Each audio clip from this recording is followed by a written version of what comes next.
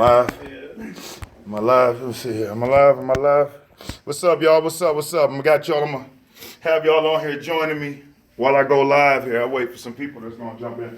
So we talking about what you do when you first come back. 9.8 out of 10 salespeople, when they come back off the showroom, from their test drive, they're gonna take that person straight back to the desk. And just like y'all were saying, when the customer's coming back off that test drive, no matter how much fun and laughing y'all did, that anxiety kicks up again because now it's time for them to get what they came for, which is the numbers. You ever seen those people that rapport was great, everything was all good, but once the numbers come out, the whole game changes. The smiles go off the face and you're like, good God, what happened to this person that I knew? It's because they have to go on guard. Why do you think their defenses go up so high when coming back off that demo drive? But ask for that money. They ask for that money. They know that they're about to come out of something. Think about all of us. All of you have had anxiety before when you know you either got a big check, you got some money, but you're about to go buy something fairly big that's going to take away from that money, and you're like, damn, man, do I really want to do this? Do I really want to do this? Am I really going to spend that 500 or that 1,000? Now imagine when it's 20, 30, 40, and 50,000. Okay, because what happens is when we're customers, we go through these same emotions, but then when we get on this side of the table, we forget. And then we get agitated with the customers because they're doing the same thing we did last week when we were going to look at that TV or we were going to look at that house or apartment or something like that. Same thing, but we were in a different setting. But we forget that. Their anxiety goes up. So what you have to do again is learn how to use a pattern interrupt. As opposed, they are expecting you to bring them back in, take them right to that desk and hammer them to death. Don't do that. When you come back in, let them say, hey, listen, so since we did that, let me at least give you a tour of the dealership and show you where you bring your vehicle when you need to get it serviced and everything like that. Take them on a tour of the store. Take them on a tour of the entire downstairs. Take them over there to the lady right there that's the administrator. Hey, this right here, this is the lady that administers the service area. As you can see, we got a lot of nice seating. We got an area for the kids. You can watch some television. We got free Wi-Fi and whatnot. Here, come on over here. Let me take you and show you the service department. Walk them across that blue lot right, that lane. And when you walk in there, introduce them to the service manager. Hey, this is our service manager right here. Such and such. If you have any issues with any of the work that's done ever when you bring your vehicle in, this is who you talk to. Good guy. Takes great care of our customers. Give them the tour. Walk them around there to the bay where they got the cars on the lift. So as you can see, we do have state-of-the-art bays. We do our work very efficiently, and this is where all that's done. Okay, so anytime that you have your service appointment scheduled and whatnot, this is exactly where you come. Take them all back in. Okay, make them feel special. Introduce them to one of your managers before you get into presenting the numbers. Because guess what you're doing? Even though you're taking them and you're giving them exceptional service, you're already introducing them to a manager who may potentially do a TO. But rather than bringing some cold stranger in that never met these people before, during your tour, you actually getting a chance to introduce them. So in the event that you do have to do the TO, the gap has already been bridged.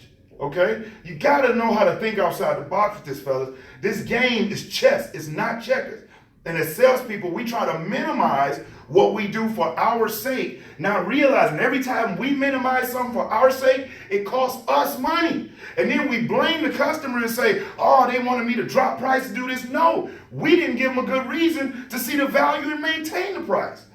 That's why I say if it's a $30,000 vehicle, you got to be doing a $40,000 presentation. And I'm not just talking about a walk around. I'm talking about from the moment that you greet these people. There should not be any point in time that these people felt like you weren't paying attention to them, you weren't engaged, or you weren't enjoying yourself. Because I don't think we pay attention, with the exception of, I never really got a chance to watch y'all working the deal, but I have seen him. You look like you're enjoying it the whole time. And that's why your people are more comfortable with you. If you seem like you're stressed about working it or you're not very energetic, their energy level is always going to match yours or be lower. Nobody is going to be happier than you that they're coming in here to spend 40, 50 grand.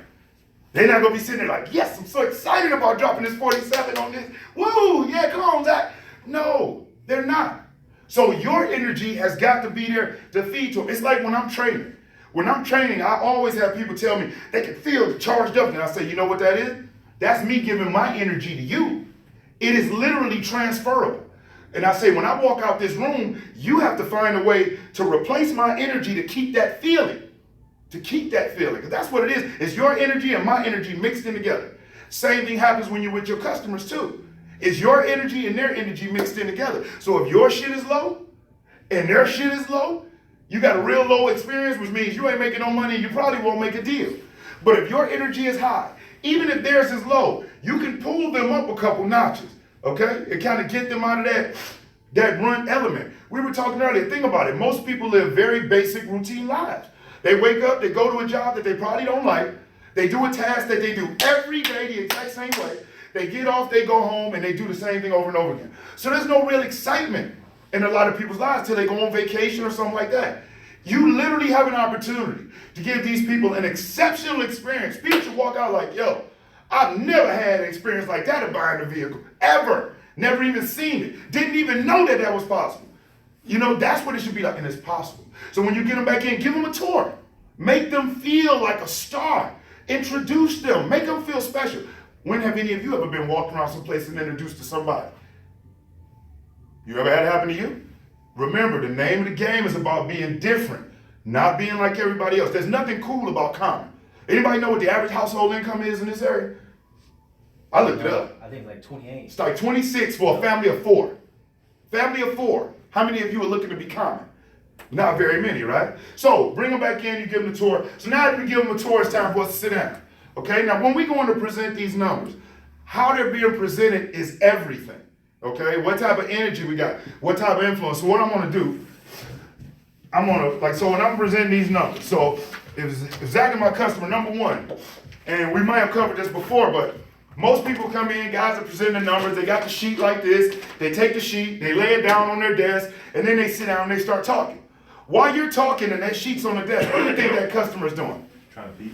They trying to read that sheet. So they're not paying attention to nothing that we're saying. Nothing at all. Why is he not? Yeah. Why is he not showing them? They looking over. So at all times, the numbers should be maintained. I highly recommend once you get them, fold them in half, seal it up, okay? That way you're not looking at nothing and maintain control of it the whole time. And how you come back to the desk plays a huge part. I have seen guys come from the management desk walking like this. All right, here we go. Oh my God, what type of energetic energy is that? Nah, man, when I'm at that desk and he give me them numbers, I know in my head I might even say to them like, game on, y'all, watch. It's like, man, thanks, man, appreciate that, Greg. Now I'm walk back over there like, hey, listen, Nate, I got excellent news. Just got to talk with the manager, and man, based on everything that we went over, you will have the opportunity to be able to drive that vehicle home, all right? So what I'm gonna do is I'm gonna present you the numbers, and like I stated earlier, Nate, I know exactly what happens, man. You're the judge and you're the jury, okay? And if you don't like the options I have for you, I know what happens, you leave. And if you have to leave because I was unable to provide the service for you and help you find what you're looking for, then shame on me. Or if you have to go do business someplace else because our dealership was unable to help you find what you're looking for, then shame on us, all right? So here's what we got for that 2018 Charger. All right, so the price, $29,590. Now, the discount, you got a discount of $1,582, okay? Also, a rebate of $3,500. So right there, that's a little bit over $5,000 that you get a chance to keep in your pocket that gets discounted off that vehicle, okay? That's off you. So that brings your purchase price to $24,508. Now, your trade, man, we love it. We want to buy it. For your trade, we're going to give you $14,000 for that, okay? And we got a payoff of $10,500, so we're going to take care of that for you. We're going to pay that off. Now, as you probably already know, since we're paying off your vehicle, it will tag that on to this current vehicle, but just know that that's all taken care of. You got another paid off vehicle on your credit history, positive for you, all right? Now, with the fees, $650, the e-file, that is $149, doc fee $799, tax, Uncle Sam is going to get his cut, can't do anything about that. That's $897.75. Down tax and titles, that brings your out the door price to $36,291.25. Now, the options that we have, you told me you were interested in putting down $3,000. So I got you several options available using the $2,000 down. I apologize. Now, the first option we have, you were interested in 60 months. Okay, at 60 months, your payments are $734. Now, Nate, let me let you know something. If you go to 9 out of 10 dealerships, most sales reps wouldn't want to show you that $734. They'd be terrified of it. Why? Because they think it's too high. But based on everything you told me, you said that saving money was your most important objective. And so at these terms and at this price, it will save you the most money. It'll save you in fees of the finance charges, okay? Making that payment and having those shorter terms, you pay the vehicle off quicker. You build equity in it much faster. And when you build equity in the vehicle and you pay it off, guess what you get? You get a title, free and clear. And a title is like a stock. You can trade against it. You can take out a loan against it. You can sell it. It is cash in the form of a TITLE and SRU, okay? So it's 60 months. Now, the other option we have is at 72 months. Now, at 72 months, as you see, it is substantially less. Your payments are only $640. But here's the thing that all of our customers say they really love about that 72 months is that there's no prepayment penalty on any of these things. So if you get a raise, you get an inheritance, you hit the lottery, or if you just want to pay an extra $50 or make an extra payment, you can do so, okay? And that'll help you pay the vehicle off quicker, build equity in it faster, and get that title free and clear. But your only obligation is the $640, okay? Now, the last option is at 66 months. Now, at 66 months, the payments are much less than at 60 months, just a little bit higher than at 72 months, but they're flexible. As a matter of fact, Nate, our customers call the 66 months the best of both worlds because you can take advantage of the same advantage of 60 months, no prepayment penalty. You hit that lottery, get that raise, you can pay it off if you like, but your only obligation is $682. Okay, so in order for you to start enjoying your vehicle, man, and get it out on the town for you and your lady, all I need is you're okay right there, and I'll get the detail department to get it primed, buffed, and ready to go. Okay, now how we present the numbers is everything. Can I pause? Go ahead. Guys, watch his wordplay on this, okay? He said 29.5. 29.5, okay? But I'm gonna give you a discount of $1,582. And I'm gonna give you another rebate of $3,500.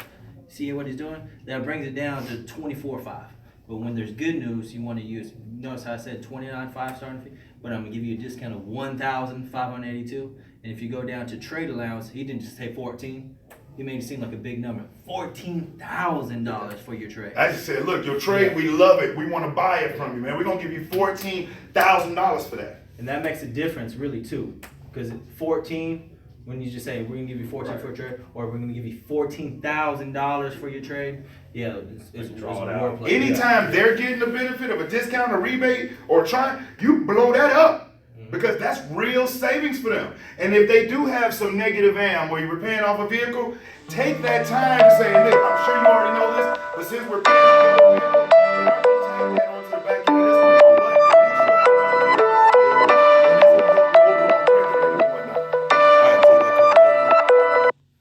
What's up, man? How y'all doing? We got some folks on here. I can't see the comments. I'm glad y'all joining in, though. Who we got on here? Let's see. Show live. What's up, man? Ohio. What's up, Jake? So as we're going through, Nate picked up on that. Go ahead. You really breaking down all 5 of the part of the tax? Here's why I don't. Here's why I do. Do you not think them people look at that? Oh, yeah. When salespeople try to just do all the whole tax, tag, and title, go straight to the bottom, I cannot tell you how many customers that did not buy said they didn't because the rep skipped over that when they're looking at that $7.99 doc fee. Right. They looking at that other stuff. I don't pause over it, but I give a little bit of a delay as if, I'm showing you that if you're seeing what I'm seeing, I'm going down with you. If you have any questions, I'm not going to just go ahead and skip right to the next thing. I leave it open. If they say, hey man, what's that $650? I go ahead and explain all of it. I don't necessarily do it up front just because I feel like, sometimes people are like, oh yeah, no, I understand what taxes are. Here's where the risk of that when you say, I just do it and let them look at it, because remember, you're a stranger to them. You're a sales guy. And that anything that's not transparent, they won't even necessarily tell you that there's a problem with it. But it's a reason why they don't buy. True. They don't tell us all the time. So when we say, well, I ain't gonna say nothing, if they don't bring it up, I'm cool. That is the worst thing. I want to touch on it and give you an opportunity to address everything on this sheet. It's just like when you're doing a walk around and people try to avoid the sticker. Why? It is what it is. I am not afraid of any number on this car or on this sheet. These people know. Hey, listen, it's no different than when you're buying a house, ma'am or sir. You know how you deal with the title company and they process all your paperwork and get all your documentation to submit for you to own your land? That's exactly what this is. That's $7.99. We handle processing your paperwork, getting your registration, getting your certification. We have a staff that handles all of that in-house. It actually expedites the process, and within the next 30 days, you'll be coming here to pick up your tag for your vehicle. So we take care of all that for you just to get it done, and that's only $7.99. Saves you trips from going to the DMV. It does. and waiting You know? Yeah, that's what it is. You know, that's exactly what it is. Don't be afraid of that. Because they will not tell you and be looking at that like, there they go trying to get. The reason why our business has such a bad rep, and it's nothing to do with what you said, but it's because salespeople always trying to hide something and think that people are stupid and can't see and be like, yo, if I don't talk about it and they don't say nothing about it, it must be okay. But they walk out. So no, I'm very transparent. We gonna touch, if you have an objection on something, I'm gonna give you an opportunity. When I touch on it and tell you what it is, to do it. The only part where I skip through is when you get into that like non-tax and net price, I skip through that because they can read and see that. That's nothing negative, nothing hurting them. I'm just gonna skip through that. You know what I'm saying? Those last two lines, but that doc fee, those trade allowances, the trade difference, I'm touching on that. And on the taxes, I always use, Uncle Sam. There's nothing we can do about that. But that doc fee, I don't know if you all knew how to even explain that, but that's really what that's for. Staff process the paperwork, take care of your registration, getting the car recertified and everything. All of the things that you'd have to make multiple trips back and forth to the DMV, take hours off of work, and maybe spend even a little bit more money. We expedite the process for you, take care of all of that in-house. And within the next couple of weeks, I'm gonna be calling you to come up here and pick your tag up, because we got that taken care of for you too. And then I'm gonna move on. But if we act like we're scared of it, and it's a problem, then it's a problem. Because that's what these people say. Why didn't he want to show me that? Why didn't he talk about that? Why didn't he just skip and say tax tag and title? Because that says doc fee. You know what I'm saying? So yeah. Can I ask you a question? Yeah. The thing I do get is people who shop around, well, Hill Kelly documentation fees only $3.99. How would you handle that? When they say another dealership processing fee, well, remember, sir, different dealerships do business different ways. Some people make up for the difference in other areas. We're not somebody that's gonna take away from the front end to put it someplace on the back end. My whole thing is being 100% transparent. And at the end of the day, we all pretty much spend the same amount for it. Where they make up for that difference, I don't know. But on ours, we put it right up front just to let you know, no hiding, nothing shady, nothing funny. Be honest salesman, show you up front. Yeah, we just want to show you up front. Some dealerships, they show you a little bit and they make up for it someplace else. It's not what I'm here to do. Our prices are already the most competitive out of everybody's in the area. You know what I'm saying? So, boom, I have no fear of showing that to you. We're one of the best at what we do. You have to begin to talk with these people. This is all they're wanting from you. They're wanting you to say, look, it's okay. I'm excellent at what I do. And I'm gonna make this easy for you. And as a matter of fact, if you have an issue in the future, I'm gonna be there then too. This is not just a one-night stand. This is a relationship. As a matter of fact, for the rest of the time you alive and I'm doing this business, you and I will have communication and have a relationship. And that's real.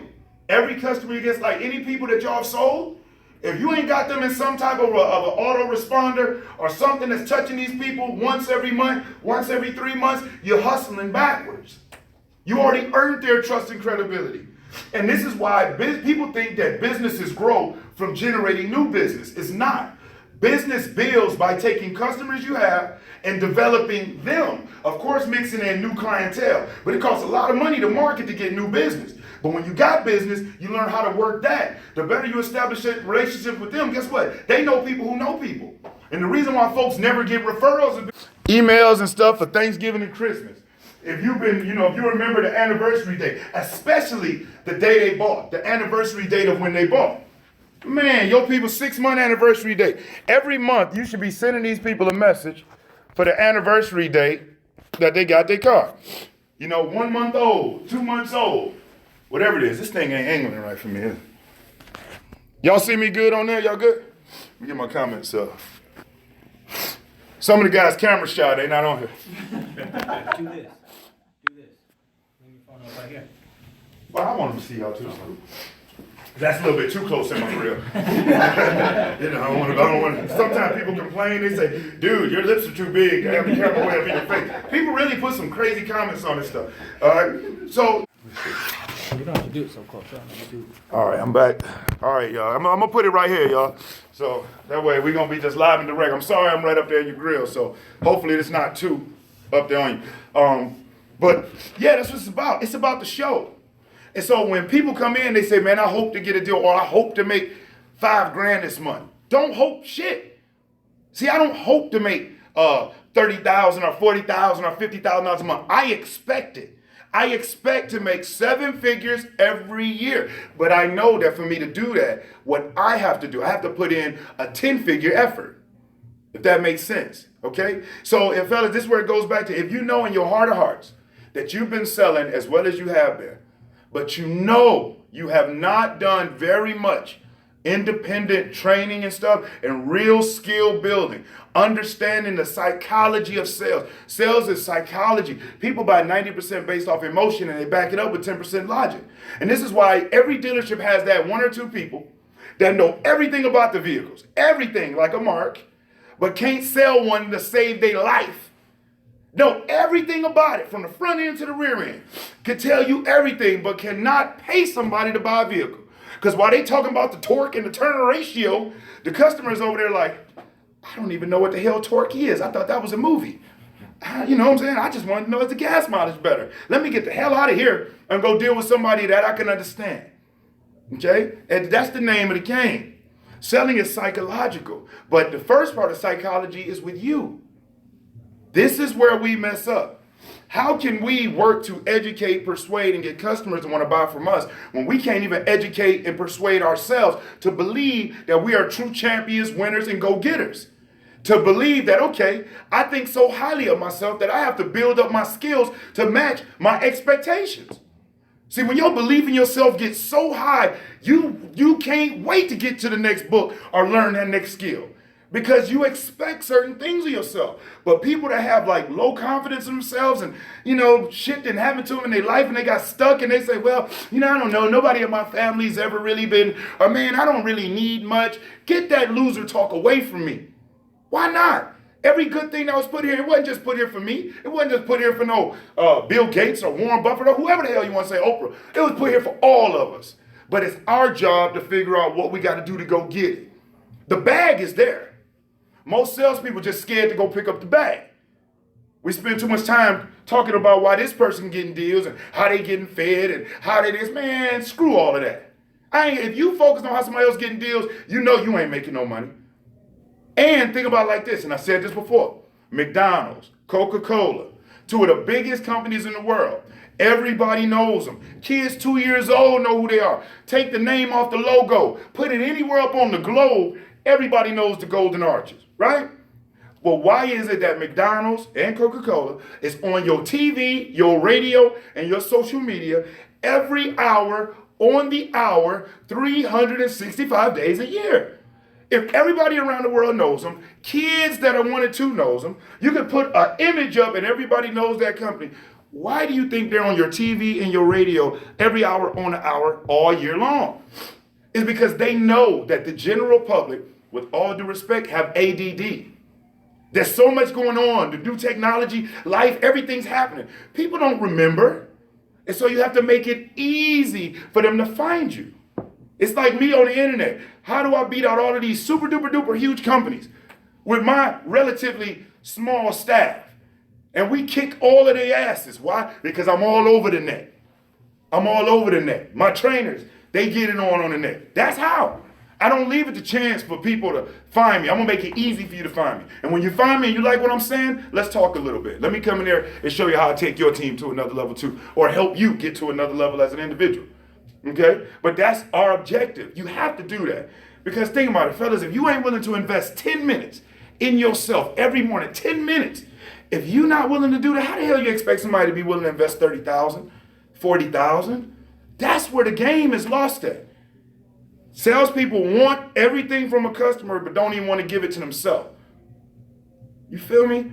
And the game is not hard. It is really easy. Selling is easy when you know how. Okay? So it's all about saying the right thing. So when you're going through these sheets, and even when I presented the numbers, when you have 3 options, you have to learn how to sell that. See, what most people do is they'll have a 36, a 48, and a 60, right? And you know what they do? Well, here at 36 months, your payments are this. At 48 months, your payments are this. At 60 months, your payments are that. That shit is boring. So when you say, hey, listen, all right, at 36 months, your payments are $750. Now listen, whenever that first term is, say if it's 36 or 48, you need to educate them on why you went over that and what the benefit is. Hey, listen, at 36 months, your payments are $824. Now, I assure you, if you went to 10 other dealerships, no other sales rep would even want to show you that. Especially, let's just say, because they wanted their payment to be at 530, right? And so the terms come out at 36 months, 48 and 60. So at 36 months, the payment, let's say 824. They wanted to be at 5 something, all right? So when you present that and say, listen, if you went to 10 dealerships, 9 out of 10 salespeople wouldn't even want to show you that. They'd be terrified. But based on our conversation, you share with me that savings was very important to you. And actually, at this 36 months, this is the best option for you, and let me explain why. You save money on finance charges over the terms of the deal, okay? You get to build equity in it much faster. You get to pay it off a lot sooner, okay? Now, when you pay a vehicle off, you know what happens? You get a title. Now, the cool thing about a title is it's like a piece of stock. You can sell it. You can trade against it. You can take out a loan against it. You can do whatever you want to do with it. It is cash in the form of a TITLE. Now, the next option we have is at 60 months. Now, at 60 months, as you can see, the payments are much less. But here's the cool thing that our customers really like. There is no prepayment penalty. So if you get a raise, you hit the lottery, or you get an inheritance, or you want to pay extra $20, $50, or make a couple extra payments a year, you can do that. You can pay the vehicle off sooner, build equity in it much faster, and get that title free, clean, and clear to do whatever it is you want to do with it. Now, at 48 months, this is what our customers call the best of both worlds. And here's why. It's because it's much less than 36 months. Just a little bit higher than 60 months, but it's flexible. Because guess what? Again, there's no prepayment penalty. So if you want to pay a little bit extra because you got a raise, got an inheritance, hit the lottery, you can do so. But your only monthly obligation is blah, blah, blah. So for you to start enjoying your vehicle and go ahead and drive it home, all I need is your okay, and I'll get my detail department, get it shine prime, buffed up, and ready to go. We're in sales. That's what we do. So everything we do has got to have a purpose of, it's not about persuading. You know what I'm saying? It's about helping a person buy rather than selling them a car. Because here's the real. If I have to sell this car to this person, even if they drive it home, they may feel they were forced, and they'll never come back and do business with me again. And they'll tell everybody, don't go there because I felt like they pressured me to death. But if I help them buy, there is a difference between selling and helping somebody buy. When you're selling, that's a sales rep that is aggressively talking and pushing and trying to this, that, and the other. But when you're helping somebody buy, you're asking relevant questions. You're listening with the intent to understand. And you are looking at it from a point of view of providing a solution rather than anything else. We're solution providers, okay? So where people say, well, I don't want to pressure the customer. I don't want to pressure the customer. Let me address that. There's a difference between pressure and persistence, okay? If we were going outside and we knew 3 Mack trucks come barreling down the street at noon, and Wood was walking and he got his headphones on, banging out with his beats, listening to a song, looking at his phone. And he's close to that street. And Zach yells out, hey, Woody, watch out. And Woody he hear a little something, but he don't know what's going on. He might look and be like, oh, man. Zach could say, well, look, I don't want to pressure him, so I'm going to let him go ahead and walk on out there and get killed. Or Zach might run and tackle the dude for his own good because he knows that them trucks are barreling and Woody don't know. That's kind of how you have to see this, because there are really sharks in the water in this business that are very skilled. See, every customer comes in so focused on price, because that's what they was taught. Most of them don't know the difference between price and cost. You see, price is a one-time thing.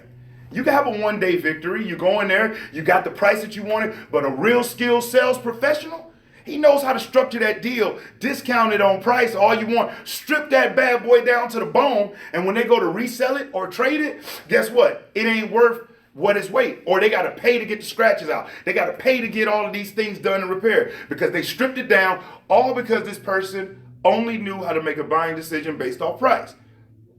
Price is a one-time thing. Cost is a lifetime thing, okay? So you have to educate these people. What's more important to you, ma'am or sir? Is it price or cost? Because price is a one-time thing. Cost is a lifetime thing. So can anybody else beat us on price? Absolutely. I have no doubt you can go to another dealership and they may be willing to lose everything they got in this deal just to try to beat us, okay? So, Brian, what's up, brother? A customer here for you, sir. Go ahead, man. Yeah, so yeah, they will. But nobody beats us on cost. And let me explain to you how. And this is where with the warranties that y'all offer, remember we talked about how you really blow those up. Where most salespeople say, well, yeah, it comes with a 3-year, 36,000-mile bumper to bumper. What the hell does that mean? And most reps don't even know the basic limited warranty does not even cover the bumpers. So when we tell a customer it's bumper to bumper, that's a lie. It's not. But as opposed to saying a 3-year 36 bumper to bumper. Because what happens is, think about it, inside the dealership, we throw words around at each other all the time. They're like second nature to us. But think about the customer that does not spend their time in a dealership. They don't know what the hell bumper to bumper or a powertrain is. Like I've said before, I heard of Soul Train before I started in the business. I had never known what a powertrain was when I first came in. So think about how many people don't know. And so we say, yeah, you get a 3-year 36 bumper to bumper. What does that mean? Or you could say, and listen, here's one of the other things that you get with this vehicle. Our customers really love the fact that you get a 3-year, 36,000 mile basic limited warranty. Now here's what that means for you. That means that in this vehicle, if anything goes out, if the radio stops working, the rear dash cam stops, the power windows, anything under the hood, everything on this vehicle, with the exception of the tires. If you have any issue, you call me, you text me, or you email me. I'm going to get that vehicle in here, and we're going to get it taken care of. You don't have to worry about paying for parts. You don't pay a dime for labor. You get a chance to keep your money in the pocket where it should be, and you let us pay for that. But on top of that, within the first 12 months or 12,000 miles, if your wiper blades do go out, if your power windows do go out, you call me, we're going to get that taken care of. But here's what else you get. You also get our 5-year, 60,000 mile powertrain warranty. Now let me share what that is and why so many people really are grateful that they have this with it. Because if your engine goes out, and that's the block, the heads, the seals, all the internal lubricating working parts, if any of that goes out, you call me, you text me, or you email me, we're going to get that vehicle back in here, and we're going to take care of it. And I'm sure you know just how expensive it can be to get an engine repaired or replaced today. Luckily for you, you don't have to worry about that. For the next 5 years, 60,000 miles, I'm your guy if you have that issue. But not just your engine, your transmission too. And that's your transmission. That's the case, the axle, the assembly. Every single lubricated part in that transmission, you call me or you text me, and I'll get it in here. You feel it shifting funny? You feel it hesitating as it's going through its gear cycles? Don't wait a second. Call me. Let me go to work for you. This is yours. But on top of that, if your rear wheel drive goes out, you out there on the beach or you in the woods or something and you have an issue, man, I'll get one of my tow truck guys out there. We're going to tow you to the closest Chrysler dealership anywhere in the country. And guess what? You keep your money in your pocket. We're going to fix that drivetrain for you. Now, all of that is included for you, but that's not it. For the next 3 years, you also get our 24-hour roadside assistance. So that means if you, your wife, or your son is out driving on the highway, you get a flat tire, you run out of gas, anything happens, you call our guy. You let us come out there and help you change that tire. You let us come out there and let us help you get to the nearest gas station. You don't have to worry about that. Matter of fact, if you got AAA or if you're paying for roadside assistance through your cell phone, cancel it. Save that money because we're going to give it to you for the next 3 years. But also, you also get our corrosion warranty. And what that means is that any of the internal sheet metal that can start getting wear and tear, and that's just from typical road travel, with gravel coming up in it, sand, any of the type of conditions that weather can create that usually cause corrosion on the vehicle, don't hesitate. Call me. For the next 3 years, unlimited miles, I will get all of that internal sheet metal replaced. But on top of that, any of the external sheet metal that has paint on it or has any finish on it, I'm going to take care of that too. But we're not going to stop there. Because on your vehicle, one of the most important things about your car is the paint job. And so what we have on your vehicle is what we call the Perma plate protection. And so what that means is if you're in the Walmart parking lot and somebody lets the car go and it scratches your car, if a squirrel jumps out the tree with razor sharp knives as claws and tap dances on your hood, if a love bug or any of the sap gets on that paint job, don't worry. You call me, you text me, because you're covered. For the next 3 years, your paint job will always look like showroom new. Always look showroom new. You call me. But on top of that, you told me you and your family like to travel long distances. For the next 12 months, a full year, you and your family going to enjoy commercial-free listening because we're going to give you Sirius Radio absolutely free for the next year. So if you like listening to soft rock, hard rock, a little bit of hip-hop, and you know, yeah, you get into your groove and then that Burger King commercial kicks in, you don't have to worry about that now. You and your family can enjoy any genre of music you like, interruption-free for the next year, and that's on us. So in order for you to start enjoying this, all I need is your okay right here. You have to blow this stuff up. You understand what I'm saying? And that's not even everything they get. I think there's something else that's on that with y'all stuff that goes out. But if you're not talking about that, this is why when they go in there with the business manager and they're trying to sell them on extended warranties or gap, They don't even know what the original warranty is. So it's like, what the hell am I going to extend for? Shit, no, I'm okay. I'm cool with what I got. Then they start saying, here these damn car people are again, trying to sell me on something. Because the sales rep was scared to bring it up to them. Don't be afraid. We're in sales. Amplify, okay? So now, let's say you present all of that. And let's say the price, we're going to use the payments, we're going to use $750, okay? But the payments they want to be at are $550. All right, so you got with management, the payment that they gave, $750, they want to be at $550. So you went over all the warranties and everything that they get, and guess what they tell you? They want to think about it. So let me ask you, when a customer says they want to think about it, how do you handle that, Will? What is it to think about? Is it the price? Or is it this the right car for you? Something I did wrong? Okay. That? You know, what kind of questions, what are you gonna be thinking about? Are you gonna talk to your wife, spouse, somebody like that? You wanna give them a call right now? I can, you know, help go over some of the questions and concerns that you have. Is it, you know, me, money, machine? That's typically what 9 out of 10 sales reps do. Customers say they want to think about it, and the sales rep says, what do you want to think about? You know, you said you like the car, and you said you this. I want y'all to really think about something. Even in your personal lives, and all of y'all that's watching right now, in our personal lives, we always have what's called our internal buying systems, which means that each of us have a process that we go through before we make a big decision. Most people do. Some people pray about it, some people meditate, some people talk to their spouse, some people go run, some people do whatever. Okay? So when somebody tells us they want to think about it, and we get the question, what you want to think about? What's this? You said you like that. It can come off as very confrontational, and it makes the sales rep seems like you're being offended and defensive. Think about it. If I'm an adult man and I told you I want to think about it, and for you to question me, what is there to think about? What you mean, what's there to think about? I just want to think about this. Well, what? You said you like it. Dude, I told you I'm on buck just because you're trying to force me to break my personal buying method that I use. And think about it. This is what we do. It's tell me that we don't kind of be like, shit, what the hell are you talking about? What do you want to think about? This, that, and the other. And so we force the customer to get defensive. We don't want to be defensive. The first thing you should do when somebody tells you something like they want to think about it, always learn to compliment them. The quickest way to knock a chip off somebody's shoulder is to have them to take a bow. And why do people take bows? When they're complimented.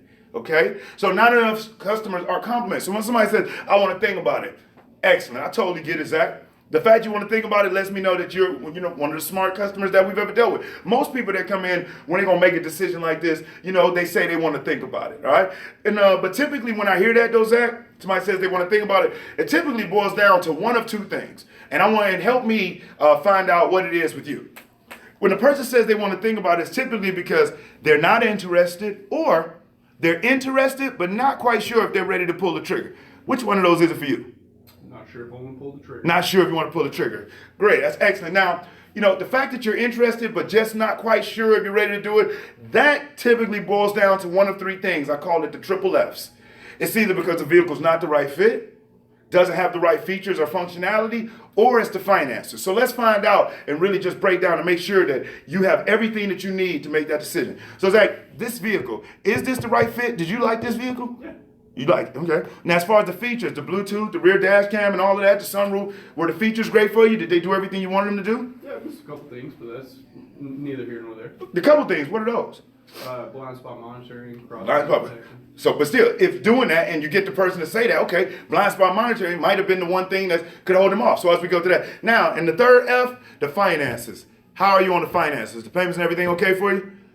I think I'd be able to swing. It's a little more than what I had anticipated. A little bit more you anticipated? And what had you anticipated?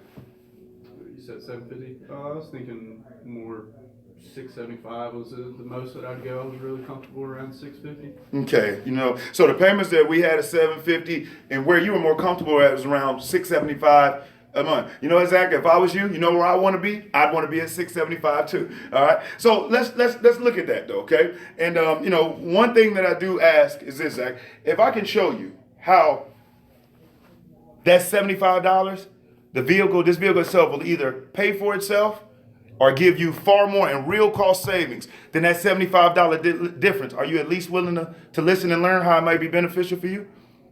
Okay, and then, you know, you can roll into it, but always get confirmation to ask him. So let's just say he said that and it's the money. So now it's the payments, right? So we're at $750, and let's say he want to be at $550, okay?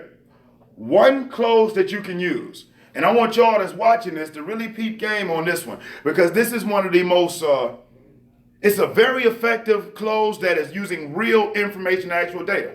And I call it the payment reduction close, okay? So you got a pen in your paper? Here, I'm gonna let you use mine. You got a pen? Okay. So customer wants to be at $550. We're at $750, okay? So Woody, I'm gonna role play this out with you, and the vehicle that we are using is the 2018 Dodge Charger, okay? And the MSRP on that is $29,500, okay? $29,500. So I'm gonna say, so I want you to object once I say this. So Woody, all I need for you to do is give me your okay right there, and I'll get our detail department to get your vehicle shine prime and buff ready for you to go. Not that. We just doing Okay, 550. So you wanted to be at 550. The payments at from the lender at 750. So let me ask you this, Woody, because I understand totally, man. If I was in your shoes, I'd want to be at 552 if possible. And you know, a lot of my customers, when they initially looked at the payment, I love to say that everybody jumped for joy and was really excited. And most of them did tell me that when they initially came in, they had a specific monthly payment in mind that they wanted to stay within. But when they drove home, they ended up spending a little bit more than what they expected in the new vehicle they drove home in, because it brought them far more in value and in real cost savings than they expected. So let me ask you this way: if you can see how you can get as much, if not more, real cost savings from the ownership of this vehicle and real value in it, if you can see just how much beneficial that will be for you, are you at least willing to let me show it to you? Yes, I am. Okay, excellent. So let me ask you this. So this vehicle is $29,500. Woody, how much do you believe it'll be worth in 5 years? $25,500? So it's $29,500 today, and you think in 5 years it'll be worth $25,000? Well, fingers crossed. But, I mean, you know, how realistic? All honestly, you know, maybe 18. In 5 years, 18. So let me ask you this. So if you feel it'll be worth 18 in 5 years, you would definitely agree that it'll be worth at least 15 then, right? Yes. Okay, so 15. And what do you got your calculator? I do. Take your calculator out for me. You can do it too. All right, so do me a favor, okay? Because the terms you were looking at is 550. Because what I want to do, I'm going to show you, if I can show you how your real payments are less than 550. Your real payments less than 550. Are you willing to start enjoying your vehicle and drive your vehicle home? Okay, yes, I am. All right, so said the vehicle be worth 18, but we both agree that if you feel it's going to be worth 18 in 5 years, definitely worth 15, right? So do me a favor, divide that 15,000 by 60 months, please, and tell me what you get. $250. $250? Okay. So we're at 750. So this is what happens, okay? So what that means, Woody, now what you would do is on a piece of paper, you write their number. So your payments are 750, okay? In 5 years, your vehicle will be worth 15,000. If we divide that by 60, that brings that to $250. Now here's what that means.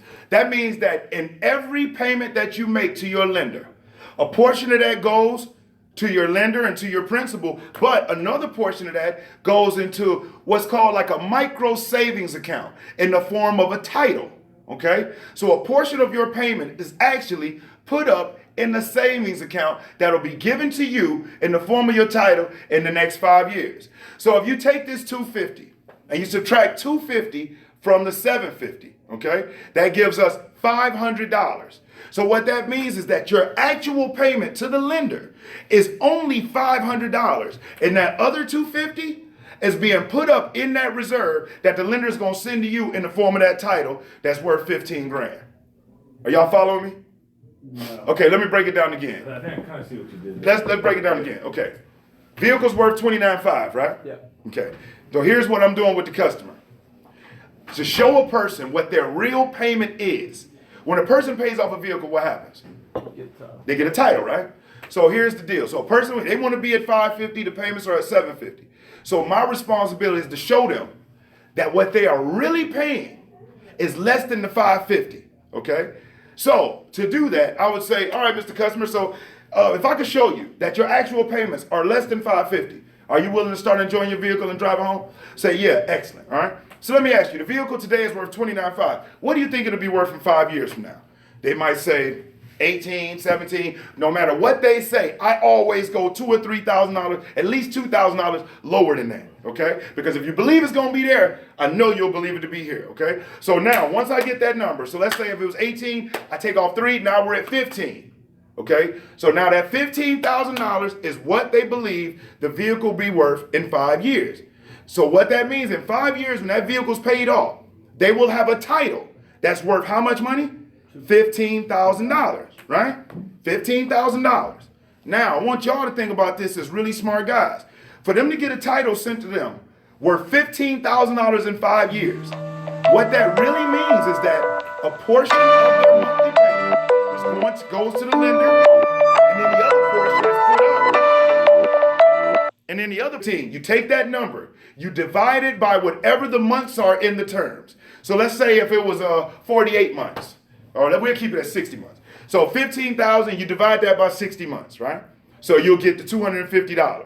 So what it say? So ma'am or sir, out of every payment that you make, every payment of this $750, $250 of it is put up in a reserve that will be stored and saved for you, that they will send to you in the form of a title in 5 years once the vehicle is paid off. So what that means is that your actual price, payment amount that you're sending to the lender, that you're really paying towards your vehicle, is only $500, because in 5 years you get the title back that's worth 15. Are y'all following me? What about the folks that only keep it for a couple years? Maybe they trade. And let them tell me that. You know, and are you gonna have a couple of those? Yeah, because I don't care what you trade or what you do with it. My thing is, and think about what I'm telling them. This is not a lie. It's not for play. It's real. When we make payments, a portion of it goes to the lender. The other amount is put up, and it gets sent back out to a person in the form of a title when they pay it off. That's just real. It's like when we make mortgage payments. You know what I'm saying? There's no different, but most people don't really think of that. It used to be, I used to call it a title close, okay? But if you learn how to be skilled at saying, and doing it in a role play setting is challenging when you got this many people, but, so I'm just gonna do it with Zach, okay? Like I'm his customer. So Zach, the vehicle's worth $29,500. In 5 years, how much you think the vehicle will be worth? $18,000. $18,000? Okay, so we can definitely agree that it'll be worth $15,000 in 5 years then. Would you agree with that at least? Yes, sir. All right, do me a favor. Zach, you got your calculator on you. Would you do me a solid? Would you divide $15,000 by 60 months? And the reason why I'm doing 60 months is because that's the terms that you said would be the best suited for you. So let's just see. So I know 60 months, 15,000 divided by 60 months, that is $250, okay? Now, Zach, let me share with you what that means for you. What that means is that out of every payment that you make to your lender of $750, $500 of it goes towards your principal balance, and the other $250 is stored. It's put up in a mini savings account in the form of a title.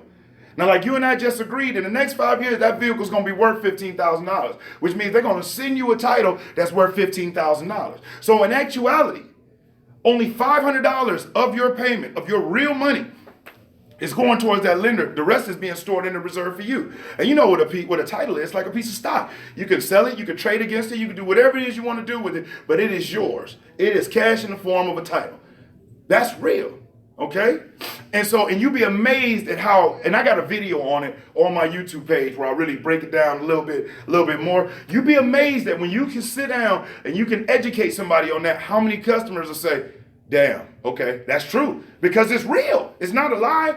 I don't believe in them closes that are lies or gimmicks. You have to show people real deal stuff. Or let's just say that one doesn't that one doesn't fly. Okay, and you're not comfortable with that. And the payments are $750 and they want to be at $550. Another thing you can do, most salespeople will keep trying to sell the $750. Don't do that. They want to be at $550, payments at $750. You know what you do? So in other words, what we're talking about here is this $200 difference then, right? That means that this $200 difference is really the part that you're the most concerned with, isn't it? Right. So you take that $200, and what do you do with that $200? You divide it by 30 days. So now, when you take that $200, you divide it by 30 days, what does that reduce to? Like $6? How much was it? $200 divided by 30. So it's $6.60. So the way you do that, so Mr. Cousin, if I understand you correctly, and I believe that I do, your real concern is the fact that this $200 difference in between the two. And if we take that $200 and we divide that by 30 days, that brings us down to $6.60. $6.60 today. So let me ask you this, Zach.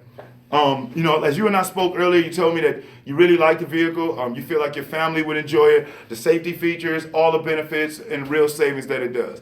Let me ask you this, man. And after meeting your family and getting a chance to spend time with you, seem like an awesome guy. Wouldn't you agree that your family's safety is worth far more than $6 a day? Yeah, absolutely. About 30 days. Huh? Yeah, but that's about 30 days. I mean, that's fine. You know, is there a time limitation on your love or concern for your family? Like, you'd have to be a real jerk, like, especially if your family is there. I said, when you agree your family is worth at least $6 a day, man, we can't even get a combo from McDonald's for $6. That's real. But most people, you know what they do? The person want to be at $550, customers at $750, the sales rep running right to management to see if they can get them down to $550 without separating the difference. Because $200, that's a large gap. All of the deals ain't off by no $200 on monthly payments. Right. But on them ones that's a $50 difference, man, you take that, you isolate that $50. So in other words, your main concern is this $50 difference, right? And if we reduce that by 30 days, that comes down to about $1.50 a day. Now, come on, man. Now, that's a pop. Now, you and I both agree with all the benefits that you and I have seen that this vehicle brings to you. Wouldn't you agree that that's worth more than $1 and some change a day? You know what I'm saying? It's called the reduction to ridiculous. You have to isolate the difference, break it down over 30 days, and really show them what a daily balance is. Because some people go buy 2-3 slushes a day. Some people smoke 2 packs of cigarettes a day. Some people go out to breakfast on their way to work and then go out to lunch while they're at work and spend $15, $20 a day just on lunch and food. So if you know you got a person in there that's a smoker, you say, look, man, you know, as opposed to 2 packs a day, could you go with 1 pack for your family's safety and for y'all to start enjoying this? Hey, I see you drink Coca-Colas, and if you drink 2 of them, as opposed to drinking 2 of them a day, if you only drink 1, hey, that's your new enjoying your new vehicle right there. You have to show them how in their real life, just one small adjustment, simple, easy adjustments, non-threatening, will make it easy. But I guess the real part of what I'm getting at is, before we get up to run to the desk, let's isolate and find out what's really going on. Why are you concerned with this difference in price? Why are you concerned with this? Instead of just running and saying, hey, can we drop price to here? No, find out. So even if you still do have to, at least you can step to the management and be like, look, they want us to do that because such just lost his job. They're only operating on this, blah, blah, blah. Okay? And even that, after you told management, listen, I went to bat for you. Let me ask you a question, because they're willing to work with you because we want to move this unit and you and I be getting along well. We can meet, let's meet in the middle or whatever it is that you're working on. It's all depending on your report. But I never tried to be the cheapest. Why? We're in this business to make money. This is not just a non-for-profit. So when people talk about just helping people, you can go to soup kitchens and volunteer at the hospital for that. You know what I'm saying? For real. This is the best of both worlds. We actually get to help people and we get compensated very highly for that. It's a big freaking deal, man. And when these people coming in to buy a vehicle, it seems routine to us because we do it every day. But it's a big deal to these folks. You don't know how many years they might have saved up to be able to come into a real dealership and buy. You don't know how many years they had to go through buy here, pay here lots before they can come into a real dealership to buy. It could be the first vehicle they buying as a newly married couple. First vehicle they buying with their newly addition to the family, their new child. First vehicle they bought coming out of the military. Vehicle that their parents gave them right before they died. There is a number of things that are going on that we fail to find out that literally can stand right in between us and the deal. If y'all don't know where your customers work, if they married, what's their kid's name, what's their spouse's name, how long they've been doing that, did they go to college for that, what type of hobbies and things that they do, if you don't know those things, you are no different than every other sorry-ass person that's working at dealerships around the country that are all bitching and moaning about how hard it is in the business, while the men and women that I work with and that I see that are making 100,000 plus, they are the least automotive technically inclined people you want to meet. I don't work on cars. My hands are good for peeling bills, baby. But outsold any of them dudes that could. Why? Because my focus was the people. Anything I needed to know about the vehicle was on the sticker, and I got a team full of mechanics in the back that know everything about these vehicles. So I ain't worried about getting to the information. It's like a lawyer. A lawyer don't have all them laws stored in their head. They make the big bucks because they know where to go find the answer. A doctor, they don't have all of them remedies stored in their head. They make the big bucks because they were trained where to go find the information. So really, when you think about it, who's more empowered? The person with all the information stored in their head or the person that knows how to go find it? To me, the person that knows how to go find it, because they don't have to be worried of storing all of that and what, forget this, man, I ain't worried about all that. If it comes to it, I know where to go get it. At the end of the day, let me make sure these people are on point. That's what we miss out on, because they don't have to buy here. They can go right to Crestview, in which some of y'all people do. They deal with a rep here and go to Crestview and pay more. I've seen it happen. So that should show y'all, it ain't about price. Y'all got the cheapest prices in the area and still don't lock down every deal. So for anybody to believe it's still about price is just not in tune with being real with themselves. It's us. It's all us. It's all us. We have to take responsibility for our own. It's not that customer's responsibility to come in here and like me. It's my responsibility to give them a good reason to like me. It's not their responsibility to come in here in a good mood. It's my responsibility to give them a reason to lighten their mood. I don't know what they went through their personal life. The sales rep will be like, man, the customer got an attitude. You don't know, his mama could have just died 2 days ago. And this is his way of her way of grieving to come and buy something. We don't know, their wife could have just left them. So now they gotta go get a new vehicle because they need a way to get around because she gonna be taking that car to deal with the kids. We don't know. And so when we expect somebody to be smiling and walk in like, what's up, salespeople? I've got good credit and 5,000 and I'm ready to buy. As a matter of fact, anybody that comes in and does that, your ass better run because you ain't about to get a deal that day. They come in like, I'm looking for a salesperson. Yeah, get me one because I'm ready to do a credit app and do something. You better run because they got a 200 credit score. They got $50 they want to put down and you about to spend 10 hours with them. You know what I'm saying? But I call you every day. Right. It's all about just, enjoying it. But when you wake up every day, if any of y'all that's watching this ain't waking up and going into your spot really pumped and ready to go, if you're not listening to some type of video, some type of audio, something to get your head in the game, you're really losing. And if you feel like it's the dealership's responsibility to drive business to you, again, you're missing the point. We're entrepreneurs. Realize what happened. This building that was built, for all of the inventory, for a dealership to have $60 million worth of inventory, they have to pay 1/6 of it in cash, okay? So you got lots full of inventory, building. You even have a staff of people that work for you to process your paperwork. The commercials, you didn't pay to produce those. You didn't pay for the TV time, the online social media stuff. You don't pay that Facebook fee. You don't pay any of that. But guess what? You get paid off the top every deal that you make. You name another business that you can get into. We have a team full of people working for you, a building, a full fleet of inventory, and you don't invest $1 and just get paid. Name me a business that you could start that's like that. You invest nothing and get paid and use all their resources. Come on, y'all. That's what this is. It's a business. That's how I was able to work my way and sell my way out and continue business. My time at the dealership is what made it to where this works. I had to learn how the art of getting people in. My first year, I only made 45. Why? Because like most people, I was sitting around waiting on lot traffic. My second year is when I say, okay, when I learned that the closing percentage of when you generate your own people coming in asking for you, the closing percentage goes up to over 60%. And it's around the national average of about 22 when you're just dealing with lot traffic. So my whole goal was to set 3 appointments every day. Every single day. Now, would all 3 show? Very rarely did that ever happen. Like, very rarely. But I had a lot of 2 days, and I had a whole lot of at least 1 showing. You know what I'm saying? Every day, I had somebody that came in asking for me. That was my objective.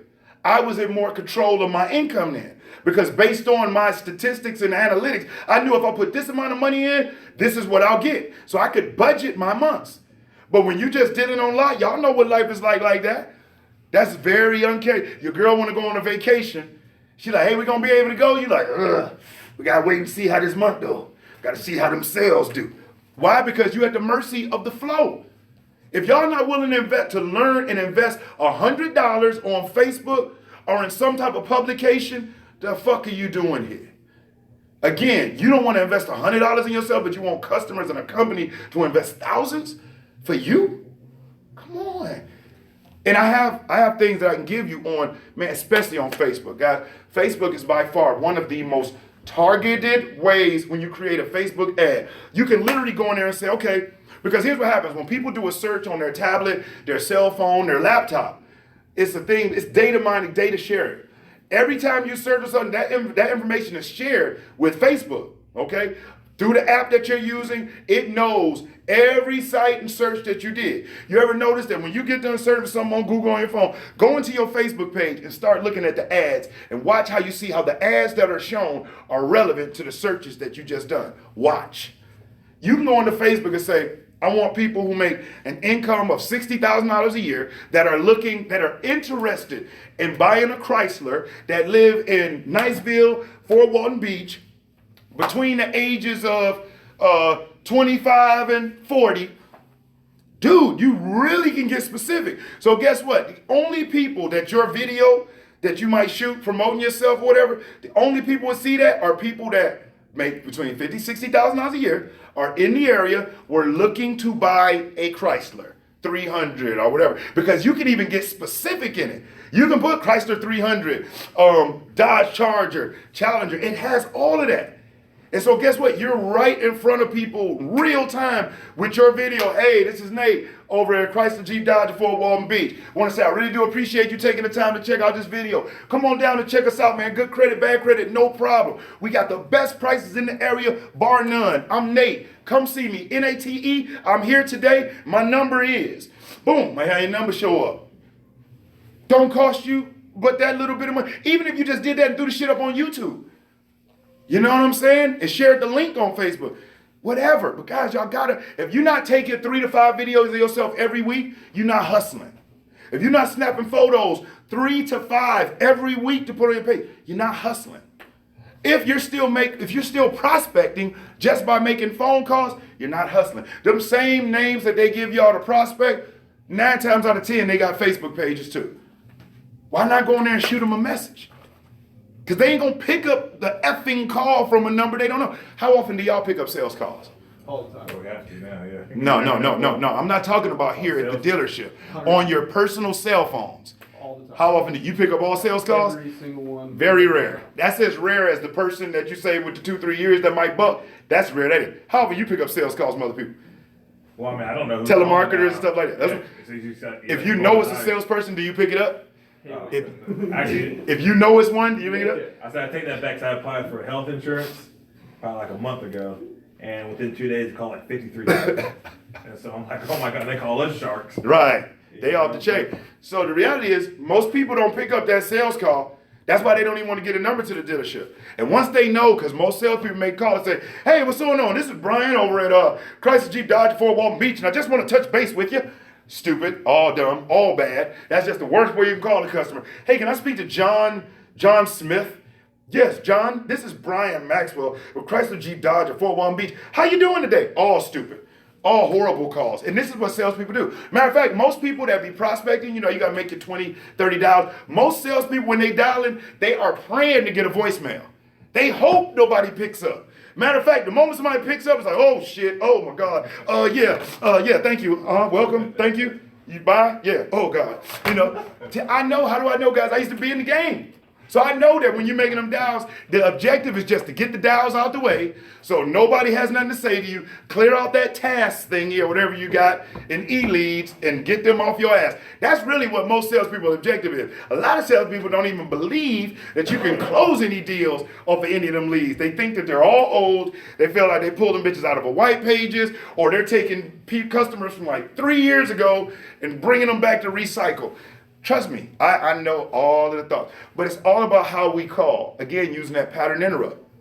First thing is, if you're going to make a phone call to a customer, if you call and you ask for first and last name, direct indicator you're a salesperson, you don't know them.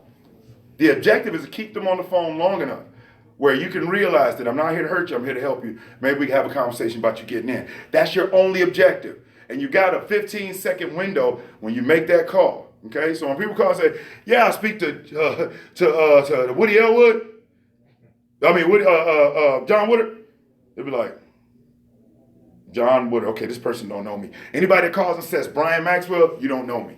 Because everybody that know me call me Brian, right? So that's a dead giveaway. So the moment you say that, then the next thing we say is, my name is Brian Maxwell from Chrysler Jeep Dodge. Oh, I really want to get off this phone. Okay, so let's try it like this, using the pattern interrupt. So when you call, and I'm gonna use, I'll do it with Wood. So you're my customer, I'm about to call you. So ring. Hello? Yeah, I speak to John. Who's this? John, this is Brian. John, I'm looking for a little bit of help. Some information that just came across my desk that John Woodard was looking for a 2018 Dodge Charger on the website of Chrysler Jeep Dodge Ford in Palm Beach. I just want to make sure I'm talking to the right John. Is this the correct John? That's correct, John. Excellent. Well, John, the only purpose of my call, man, is to make sure that any questions or any information that you needed, that I can answer those for you or get that to you. What questions or information could I get for you or do you need from me? Tell me a little bit more about that Hemi. Oh, okay, excellent. Then we might roll into whatever, this, that, and the other. And then before I get off, it's like, you know what, John? Most people that I talk to in a similar situation to you, that are smart, that are kind of doing their homework, what they do, they at least want to get a look and touch it and get whatever information they can take with them to help them better make their decision. I have an opening this afternoon at 3 or tomorrow morning at 10. Which one of those work best for you to come on in here and take a look at it and I get you any information you need to make your decision? Now, of course I know when they get here, of course I want to, work to get the deal. But my objective is to get them in here. And so, hey, listen, that's why you say things like most of our other smart customers like you that do their homework and they research when they're looking to, make a buying decision, they at least like to see it, touch it, and get whatever information they can to take with them to make their decision. So I have an opening this afternoon at 3 or one tomorrow at 10. Which one of those work best for you to come in? Now, why do you think I said I have an opening this afternoon or tomorrow morning as opposed to saying, what time do you want to come in or when do you want to come in? Hold them accountable. Exactly. No customer wants to come in. They don't want to be here. They'd rather be with a lawyer or getting a root canal than be here. So I don't want to ask you, when do you want to be here? And if you say I come in tomorrow and I say, okay, I'll be here, what type of indication does that give of me and my time? You got nothing going on. I ain't got shit going on. I just got all day. And guess what? The customers feel like, okay, well, I got all day. I can go whenever. And then they don't go. Listen, I have an opening at 3 this afternoon and one tomorrow at 10. Okay? Which one of those work best for you? Now, if neither one of those work best, guess what it forces you to do? What do you think it forces the person to do? Give an alternative. Give an alternative one, right? When every time they give a verbal confirmation alternative, the likelihood of them keeping that is far greater. And then guess what else I ask them if they say, tomorrow at 10 works great. What do you think a question is? What do you think you should do when the customer confirms a time with you? What should you do to try to seal that deal down? Think about it. No wrong answers, but these are things that you guys got to be up on. Like perfect. Can't wait to see you then, or Perfect. Can't wait to be. You got to learn. Huh? I'll have the vehicle that you were looking at pulled up front. You got to learn. You got to get them to verbally commit. Let me ask you this, Zach. Other than a natural disaster, are you fairly confident that you'll be able to make our 10 o'clock appointment tomorrow? Yeah. That's all I wanted. okay. Other than a natural disaster, are you confident? Huh? We were thinking way. Yeah, exactly. I was way out there with it. Hey, look, other than natural disaster, are you confident? Now, you notice I said, are you confident? Why do you think I asked, are you confident you'll be able to make it, as opposed to other than a natural disaster, will anything keep you from making our appointment? So I'm going to repeat it again. Other than a national disaster, are you confident that you'll be able to make our 10 o'clock appointment tomorrow? Or other than natural disaster, will anything keep you from making our appointment tomorrow? Positivity, you put that negativity of them not being able to make it.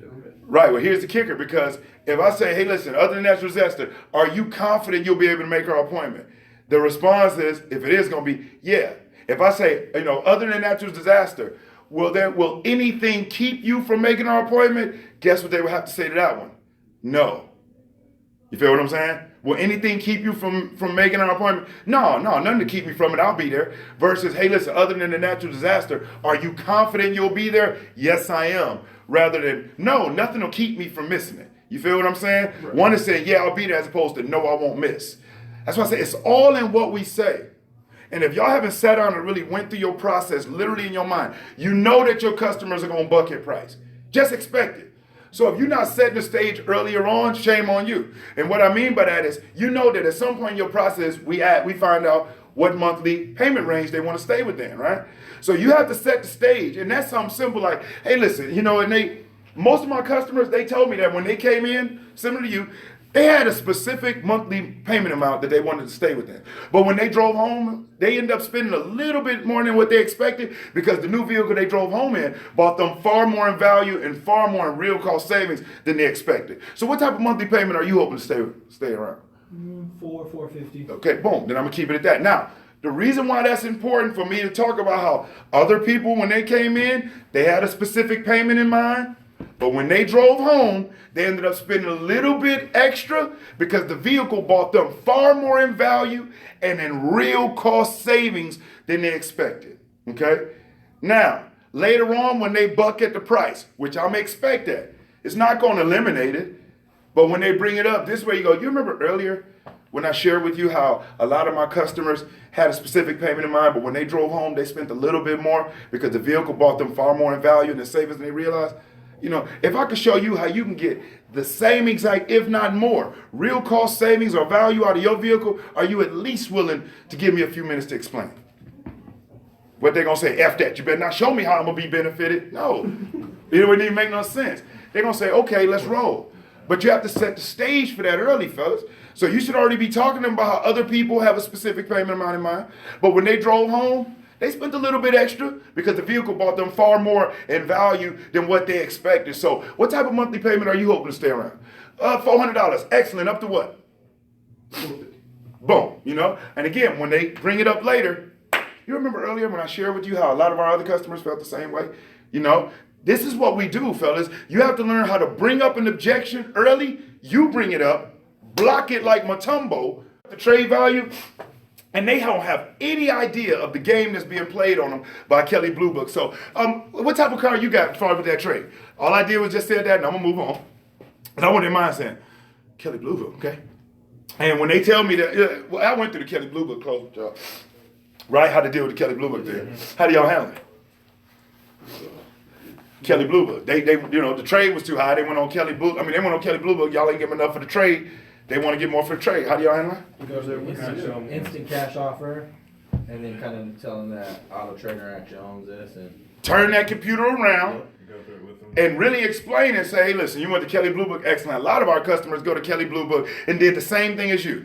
And if I was in your shoes and I went to Kelly Blue Book and I saw that Kelly Blue Book said I should get $13,000 for my vehicle, and y'all are offering me 10, you know what I would want? $13,000. But I'm gonna share something with you, and I'm sure you already noticed that Kelly Blue Book, they're actually owned by Auto Trader, and Auto Trader buys and sells vehicles, okay? The Kelly Blue Book site, it's an excellent advertising site. A lot of companies pay to be on there because they have a lot of traffic from people that are looking for what value they should be expecting on their vehicle. But the good news about them is they don't just tell you what dealerships like us should give you. They actually would tell you what they would buy your vehicle for too. And the only thing I ask is this, one of three things, and that is if we look at Kelly Blue Book and what they're offering you is much higher than what I'm offering you for your vehicle, I'm going to drive you down there myself to sell that vehicle and pick that check up. Because the quicker you can move this vehicle, the sooner you can start enjoying your new one, okay? If we look and I see that Kelly Blue Book's just we're off Kelly Blue Books, what they're asking for, just by a few $100s, I'll go to the manager and I'll fight and I'll make it right. But if we look and what I'm offering you is much higher than what Kelly Blue Book is willing to offer you, let's just agree that this is a good deal. And then you turn that computer around. So again, you got to get them to confirm that, hey, if theirs is higher, I'll take you myself. If theirs is only higher than us by a couple hundred, I'm going to go to bat for you. But if what I'm offering is higher than what they're offering, let's just agree that this is a good deal. Is that cool? And turn that computer around, and every question it asks, read it to them. Let them give you that information. And that might take 30 minutes. But every question you ask, do you have all the maintenance records? Did you smoke in the vehicle? Any Carfaxes? This, that, and the other. Every time they ask something, it drops it, it drops it, it drops it. And then when that number comes out, 9 out of 10 times, what Kelly Blue Book or Auto Trader is willing to buy a customer's car for is nowhere near what they tell them the dealership should give it to them for. But what most salespeople do when the person say they want 13 for the trade and it's worth 10, they start talking shit and getting all defensive. Well, you know, you did have a lot of scratches and dents. The car does have messed up tires. The leather was, whoa. People's trades have sentimental value. You don't know if their kids was conceived in that car. Is that the last vehicle their mom and dad gave before they died? Is that the vehicle that grandma and granddad gave them 20 years ago? Is that the first vehicle they got when they were out of the military? A person's trade has sentimental value. And that emotional, remember, people buy 90% based off emotion, back it up with 10% logic. So at the dealership, we look at a person's trade from a logical standpoint. They look at it from an emotional. And I don't know if y'all ever had a vehicle that, you kind of had when you were younger, and when you did get rid of it, or some people kept it, but you had a vehicle that really meant a lot to you because you went through a lot in that thing, whether it be cross-country trips with your crew or whatever you did. I had a rodeo like that, and me and this vehicle went through all of them bad credit years and them years that I got evicted with my wife, my kid, went through all of that with me. And I remember when I got rid of that truck, man, I started making my money. I was my second year in the dealership. I cracked 100 grand. That man that I sold it to for like $750 because it was like jacked up. But I said, man, I ran into him again. The car had been painted and one of the doors had been changed out. And I was like, man, me and that truck had literally been through some shit together. And so it was a little bit more than just a piece of metal to me. I had a lot of memories with that car or with that truck, okay? So when you're talking to somebody, right, never fight. You don't make $1 by trying to make them feel bad about it. Hey, just turn the computer around. It don't matter if they went on Edmunds or any of that. Still use Kelley Blue Book.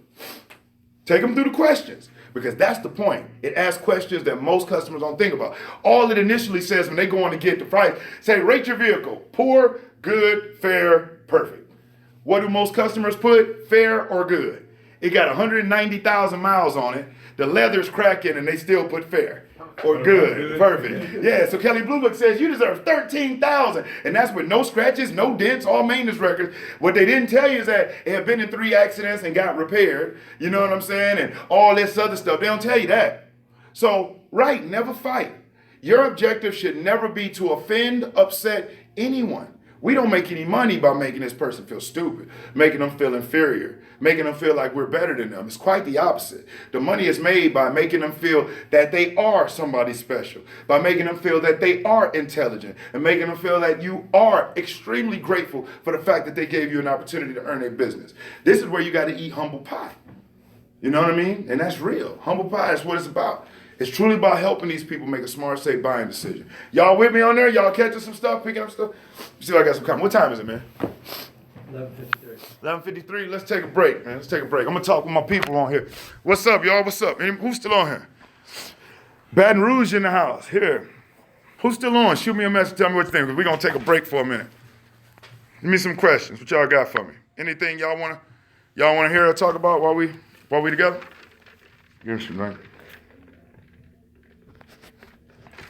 Nobody got no questions? I see we still got some folks on here. Who we got on here? Yeah, this is me out here. Step One Automotive. Chrysler Jeep Dodge at Fort Walton Beach. Come out here to do my thing and rock with these people. Ooh. And then kick it with y'all too. I always want to make sure my people got what they need. Let me know how you're doing at your store. Even if you watch this video a little bit later, still let me know how things going at your store. Shoot me a message because I love hearing about it. All right, show me some love. Show me some love. But other than that, y'all, I'm going to sign off right now. And I will catch up with y'all a little bit later. Mahalo.